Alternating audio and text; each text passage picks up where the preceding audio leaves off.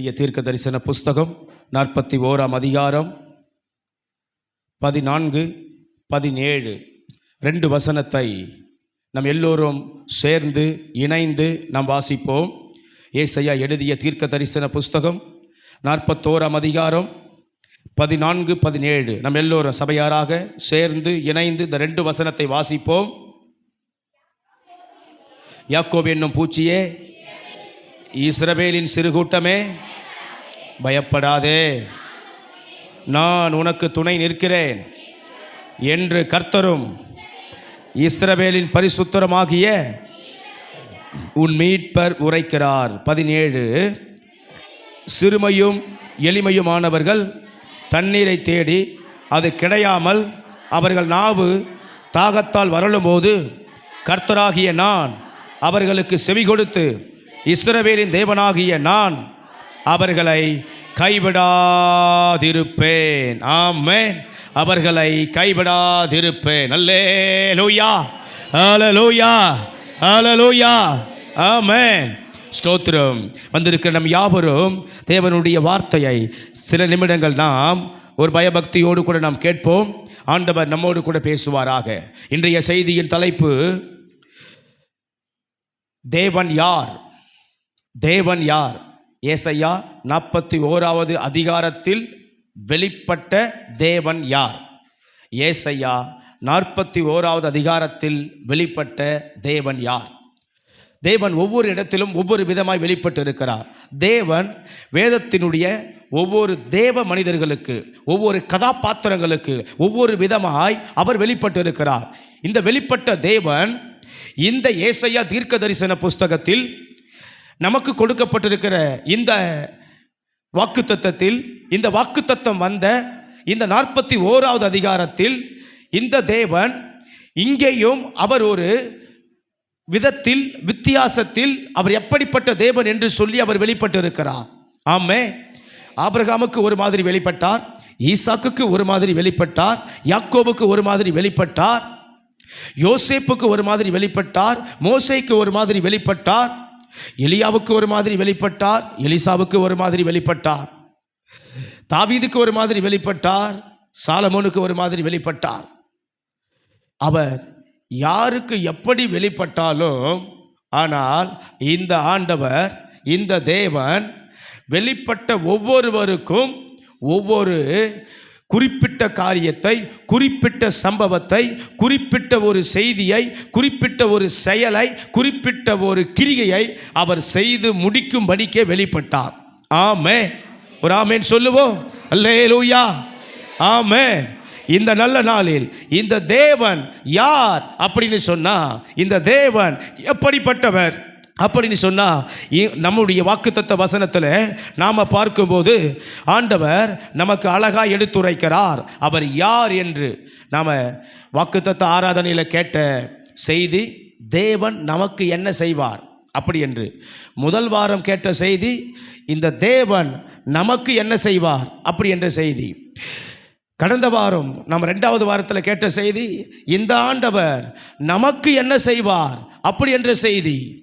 ஆனால் அதனை கடந்து இந்த தேவனே எப்படி அவர் இங்கே வெளிப்பட்டு இருக்கிறார், யாராக வெளிப்பட்டு இருக்கிறார், அவருடைய அடையாளம் என்ன, அவருக்குன்னு ஒரு நேச்சர் இருக்குது, அந்த நேச்சர் என்ன அப்படி என்பது தான் நாம் இப்பொழுது தியானிக்க போகிறோம். தேவன் யார்? ஏசாயா 41வது அதிகாரத்தின் தேவன் யார்? ஆமென். அவர் யாராக வெளிப்பட்டு இருக்கிறார் அப்படி என்று சொன்னால், 14வது வசனத்தில் நாம் பார்க்கும் பொழுது, நான் உனக்கு துணை நிற்கிறேன் என்று கர்த்தரும் இஸ்ரவேலின் பரிசுத்தருமாகிய உன் மீட்பர் உரைக்கிறார். அவர் எப்படிப்பட்டவராய் வெளிப்பட்டிருக்கிறார் அப்படி என்று பார்க்கும் பொழுது, இந்த அதிகாரத்தில் மாத்திரம் சுமார் 14 முறை நான் நான் நான் நான் என்று வருகிறது. 14 முறை.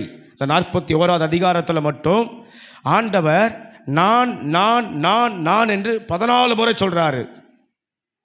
2 முறை நான் தானே அப்படி என்று 2 முறை சொல்லுகிறார். நான் தானே அப்படி என்று. ஒரு முறை நானே அப்படி என்று சொல்லுகிறார். ஆக 14 2 16 + 1 17 முறை ஆண்டவர் நான் நான் என்பதை இங்கு வெளிப்படுத்துகிறார். ஒரு முறை 2 முறை அல்ல. இந்த ஒரு அதிகாரத்தில் 41வது அதிகாரத்தில் மொத்தம் 29 வசனங்கள் தான் இருக்கிறது. ஆனால் 17 முறை அவர் நான் என்பதை வெளிப்படுத்துகிறார். நான் நான் என்பதை அவர் சொல்லுகிறார். இப்படி சொல்ற இடத்துல ஆண்டவர் 3 காரியத்தை இந்த 2 வசனத்தில் மையமாய் வைத்து நான் என்று சொல்லுகிறார். நான் என்று சொல்லுகிறார். அல்லேலூயா, ஆமென், ஸ்தோத்திரம். நான் நான் நான் நான் நான் நான் என்று அவர் சொல்லுகிறார். மிக அழகாய் சொல்லுகிறார், மிக நேர்த்தியாய் சொல்லுகிறார். ஸ்தோத்திரம். அதில் நாம் இங்கு 14வது வசனத்தை பார்க்கும்போது அங்கே ஆண்டவர் அழகாய் சொல்லுகிறார். என்ன சொல்லுகிறார் அப்படி என்று சொன்னால் 14வது வசனத்தில் நான் உனக்கு துணை நிற்கிறேன் என்றும் கர்த்தரும் இஸ்ரவேலின் பரிசுத்தருமாகிய உன் மீட்பர் உரைக்கிறார். நான் பரிசுத்தருமாகிய கர்த்தர். அவர் எப்படிப்பட்டவராய் அவருடைய நேச்சரை சொல்லுகிறார், அவருடைய அடையாளத்தை சொல்லுகிறார், அவருடைய தோற்றத்தை சொல்லுகிறார், அவருடைய குணத்தை சொல்லுகிறார், அவருடைய குணாதிசயத்தை வெளிப்படுத்துகிறார், அவருடைய தன்மையை எப்படி, சாயலை எப்படி, அவருடைய சாரத்தை எப்படி, அவருடைய அச்சு அடையாளத்தை எப்படி நமக்கு வெளிப்படுத்துகிறார் என்று சொன்னால், நான் யார் தெரியுமா உனக்கு வெளிப்பட்ட ஆண்டவர்?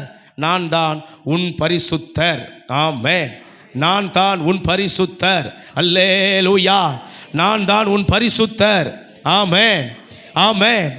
இந்த ஆண்டவர் நான் நான் நான் என்று 17 முறை சொன்னவர் இந்த 17 முறையில் இங்கு வரும்போது நம்முடைய வாக்குத்தத்த வசனத்தில் இந்த 14வது வசனத்தில் நீ பயப்படாதன்னு சொன்னது உண்மை, உனக்கு துணை நிற்கிறேன் என்று சொன்னது உண்மை, உன் கூட இருப்பேன் என்று சொன்னது உண்மை, உன்னை அழைத்தேன்னு சொன்னது உண்மை, உன்னை பலப்படுத்துவேன்னு சொன்னது உண்மை, உன்னை நான் ஸ்தோத்திரம் சகாயம் பண்ணுவேன்னு சொன்னது உண்மை, உன்னை நான் தாங்குவேன்னு சொன்னது உண்மை. ஆனால் இதெல்லாம் சொன்ன நான் யாரு அப்படின்னு சொன்னா, நான் தான் பரிசுத்தராகிய கர்த்தர், நான் தான் பரிசுத்தம் உள்ள ஒரு தெய்வம். ஏன் ஆண்டவர் இந்த இடத்துல அவருடைய அடையாளத்தை சொல்றாரு, அவருடைய நேச்சரை சொல்றாரு, அவருடைய தன்மையை சொல்றாரு அப்படின்னு சொன்னா, இந்த இஸ்ரவேல் ஜனங்கள் எல்லோரும் வழிதப்பி ஏகமாய் கெட்டு போனார்கள். எல்லோருமே பாவத்தை செய்தார்கள், எல்லோருமே அக்கிரமத்தை செய்தார்கள். அதை தான் நாம் 5ஆம் அதிகாரத்தில் பார்க்கிறோம். ஏசாயா 5வது அதிகாரத்தை நீங்கள் திருப்புவீர்கள் என்று சொன்னால், அங்கே அவர்களிடத்தில் இருக்கிறதான பாவம் தேவனை விட்டு பிரித்தது. அவர்களிடத்தில் இருக்கிறதான அந்த பாவம் அவர்களை விட்டு, தேவனை விட்டு அவர்களை தூரம் போக வைத்தது, மோசம் போக வைத்தது, அவர்களை நாசமாக்கினது, அவர்களை அடிமைத்தனத்துக்கு கொண்டு சென்றது, அவர்களை சிறையிருப்புக்கு கொண்டு சென்றது. இப்போ ஆண்டவருக்கும் அவங்களுக்கும் ஒரு பிளவு இருக்கிறது, ஒரு பெரிய பிரிவு இருக்கிறது, ஒரு பெரிய தூரம் இருக்கிறது. இந்த இடத்துல ஆண்டவர் வந்து சொல்றாரு, நான் தான் உன் பரிசுத்தர், நான் தான் உன் பரிசுத்தர். உன்னை தேடி வருகிறவர் யார் என்று சொன்னா, நான் தான் உன் பரிசுத்தர். ஆமென். அந்த 5வது அதிகாரத்தை நாம் திருப்பி கொண்டால் நம்ம புரிதலுக்காக சில வசனத்தை நாம் வாசிப்போம்.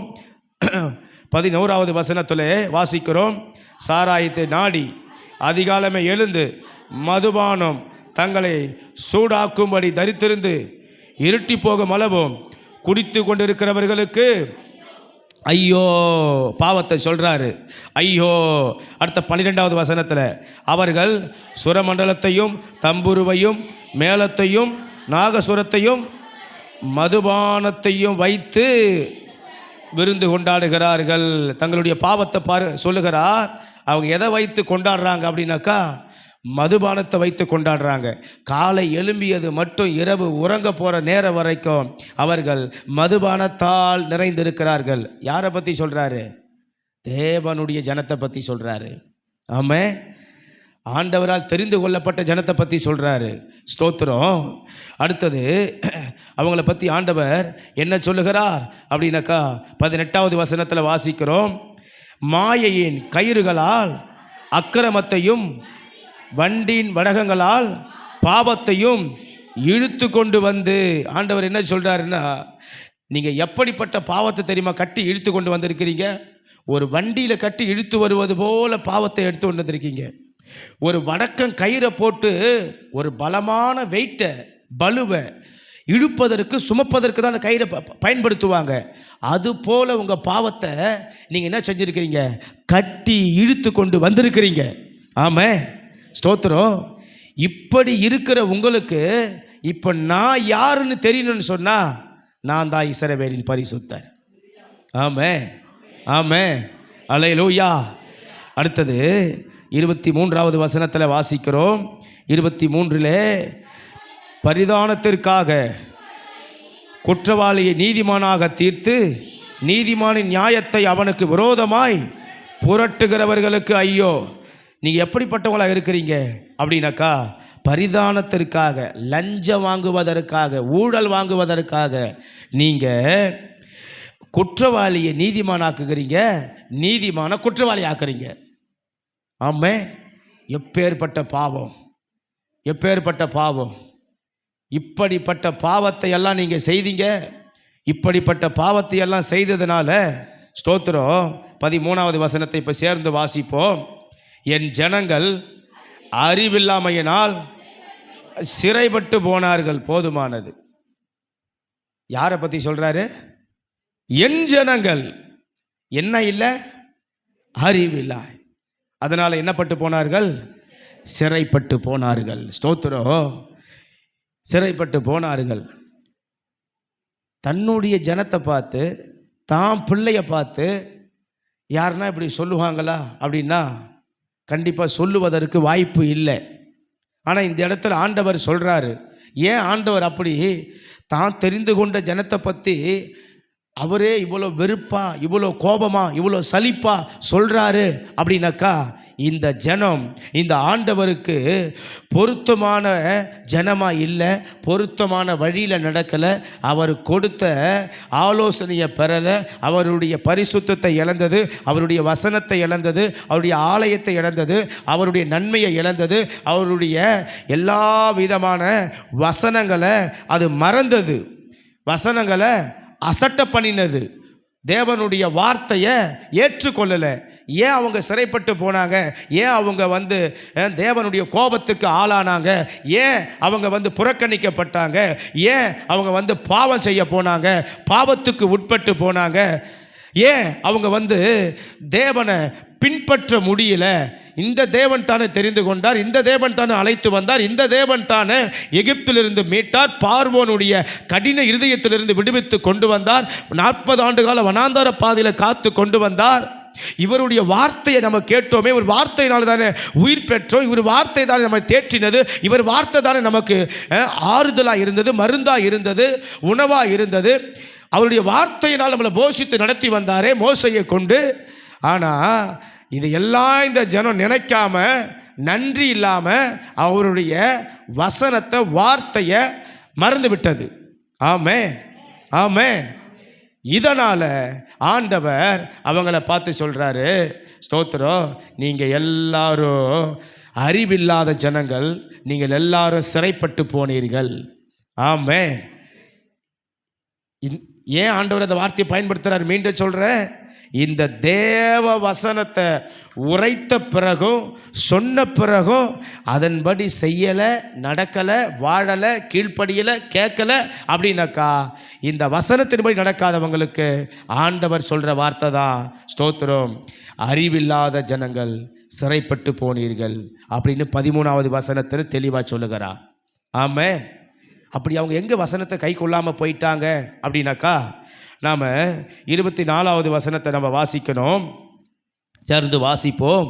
இது நிமித்தம் அக்கினி ஜுவாலை வைக்கோலை பட்சிப்பது போலவும் செத்தையானது நெருப்புக்கு இரையாகி எரிவது போலவும் அவர்கள் வேர் வாடி அவர்கள் துளி தூசியை போல் பறந்து போகும். அவர்கள் சேனைகளின் கர்த்தருடைய வேதத்தை வெறுத்து இஸ்ரவேலில் உள்ள பரிசுத்தருடைய வசனத்தை அசட்டை பண்ணினார்கள். ஆமென். வேதத்தை வெறுத்து வசனத்தை அசட்டை பண்ணினார்கள். அல்லேலூயா, அல்லேலூயா. ரொம்ப நம்ம கவனத்தோடு தேவ சபையாராகி ரட்சிக்கப்பட்ட நம்ம ஒவ்வொருவரும் இந்த வார்த்தையை நம்ம ரொம்ப கவனிக்க வேண்டிய ஒன்று. மீண்டும் சொல்லுகிறேன், நம்ம கையில் பைபிள் இருக்கலாம், நம்ம வீட்டில் 1க்கு 5 பைபிள் 10 பைபிள் இருக்கலாம், ஆளுக்கு ஒரு 2-3 பைபிள் இருக்கலாம். பாஸ்டர் நமக்கு நல்ல உயிரை கொடுத்து பிரசங்கம் பண்ணுற சத்தியத்தை சொல்கிற பாஸ்டராக இருக்கலாம், நம்ம சபை நல்ல ஆவிக்குரிய சபையாக இருக்கலாம், நல்ல நாம் ஸ்தோத்திரம் பிரசங்கத்தை கேட்குற சபையாக இருக்கலாம், நல்லா நம்ம தியானம் பண்ணுற சபையாக இருக்கலாம், நல்லா நம்ம சபையில் வாரந்தோறும் வேத பாடங்கள் நடக்கலாம், பைபிள் ஸ்டடி நடக்கலாம், நல்லா பெஸ்ட்டாக எல்லா பிரசங்கிமார்களை நாம் பார்க்கலாம், டிவியில் கேட்கலாம், ஃபோனில் கேட்கலாம், நல்ல விசேஷத்தை கூட்டங்களுக்கு சென்று கேட்கலாம், பலவிதமான கேம்புக்கு முகாம்களுக்கு போய் கேட்கலாம். நம்ம சபையிலே சொந்த சபையிலே கூட நல்லா எல்லா ஜபத்திலேயும் வசனத்தை நல்லா அக்கு வேறு ஆணி வேறு பிரித்து நம்ம பார்த்து கேட்கலாம்.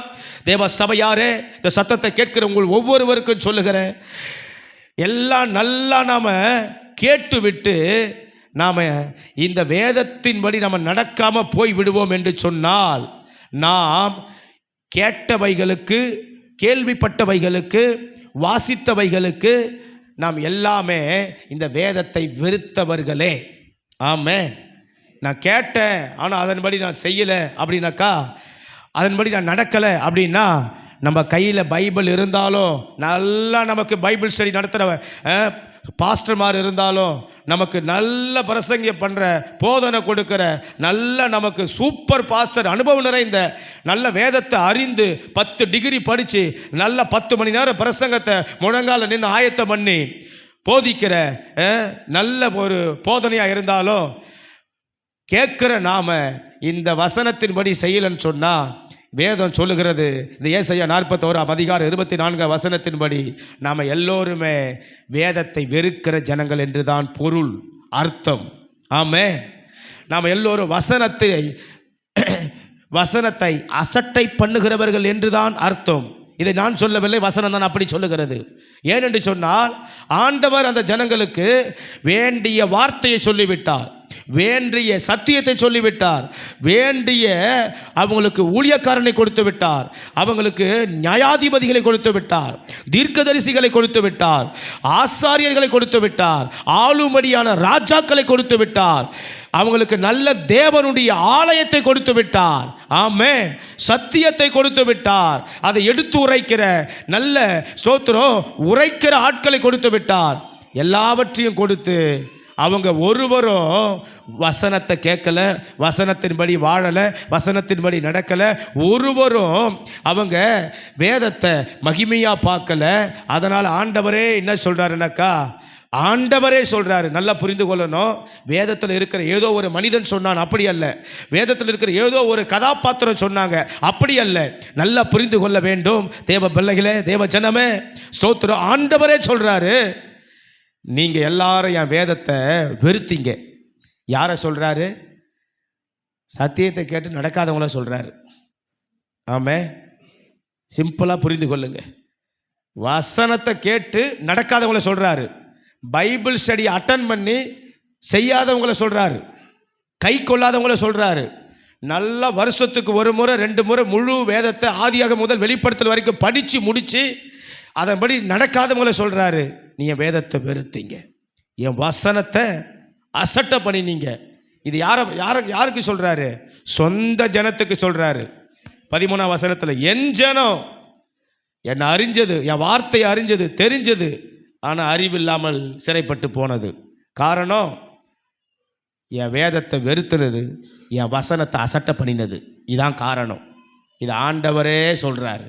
ஆமென், ஆமென். இந்த இடத்துல மீண்டும் அந்த ஜனத்துக்கு ஆண்டவர் வந்து வெளிப்படுறாரு, மீண்டும் வெளிப்படுறாரு. நான் யாருன்னு சொன்னால், நான் தான் இஸ்ரவேலின் பரிசுத்தர். என் வேதத்தை நீ வெறுத்த, நீ பாவத்தை செய்த, ஸ்தோத்திரம், என் வசனத்தை அசட்டை பண்ணின, ஆனாலும் மீண்டும் நான் உனக்கு தோன்றுகிறேன், மீண்டும் நான் உனக்கு இடைப்படுறேன், இன்னைக்கு பேசுகிறேன், இன்னைக்கு உணர்த்துறேன். நான் யார் என்பதை உனக்கு திட்டவட்டமாக எடுத்துரைக்கிற நான் தான் நீ ஆராதிக்கிற, நீ கூப்பிடுகிற, நீ கும்பிடுகிற இஸ்ரவேலின் பரிசுத்தர். ஆமென். என் வசனத்தை கேட்டு மறந்தாயே, அந்த மறந்த தேவனாகிய பரிசுத்த நான் தான். என்னுடைய வசனத்தை அசட்டை பண்ணினாயே, அந்த அசட்டை பண்ணின கர்த்தர் நான் தான். அப்படி என்பதை மீண்டும் நமக்கு இந்த ஆண்டவர் எடுத்துரைக்கிறார். அல்லேலூயா, அல்லேலூயா. அப்போ அவர் யார்? அவர் நம்முடைய பரிசுத்தர். ஏன் அவர் பரிசுத்தராக வெளிப்படணும்? எதற்கு வெளிப்படணும்?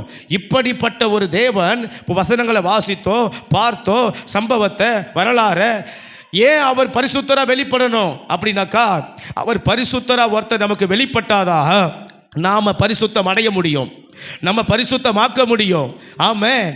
நாம் எங்கே பாவத்தில் தவறிட்டோம் என்பதை சுட்டி காட்ட முடியும். இப்போ எப்படி இந்த 5வது அதிகாரத்தில் ஆண்டவர் இஸ்ரவேல் ஜனங்களுக்கு சுட்டி காட்டுகிறார் அவர்களுடைய பாவத்தை. நீங்கள் என்ன தப்பு பண்ணீங்க, எங்கே தவறி போனீங்க, எதை தவற விட்டீங்க, எதை இழந்தீங்க, எது இல்லாமல் போனது, எது உங்கள் வாழ்க்கையில் கடந்து போனது என்பதை எப்படி நீங்கள் ஸ்தோத்திரம் இருக்கிறீங்க, எப்படி நீங்கள் இருந்தீங்க என்பதை ஆண்டவர் இந்த 5ஆம் அதிகாரத்தில் இஸ்ரவேல் ஜனங்களுக்கு தன்னுடைய ஜனத்துக்கு உணர்த்துகிறாரோ, அதே மாதிரி ரட்சிக்கப்பட்டு சபையில் அமர்ந்து இந்த ஓய்வு நாளில் வந்து ஆராதித்து தேவ வார்த்தையை கேட்கிற தேவ ஜனங்களாகிய நமக்கு ஏன் ஆண்டவர் அவர் பரிசுத்தர் எனக்கு தெரியுமே அப்படி நாம் நினைத்து கொண்டு இருந்தாலும் மீண்டும் ஏன் இந்த வாக்கு தத்தத்தின் மூலம் நான் பரிசுத்தர் என்று நமக்கு வெளிப்படுகிறார் என்று சொன்னால் மீண்டும் நம்மை நாமே ஆராய்வதற்காக.